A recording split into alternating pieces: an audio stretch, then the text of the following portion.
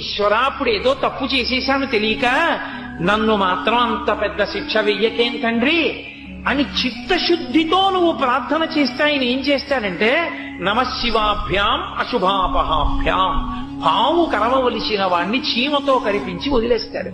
ఆయనకు అధికారం ఉంది మహానుభావుడికి.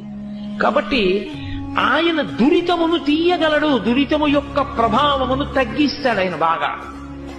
ఈ తగ్గించగలిగినటువంటి శక్తి కలిగిన వాడు దైవం ఒక్కడే కనుక ఆయన నీ కంటికి కనపడ్డాడా కనపడలేదా అని చూడకుండా రోజు ఆయన ప్రార్థనతో ప్రారంభం చేస్తాం.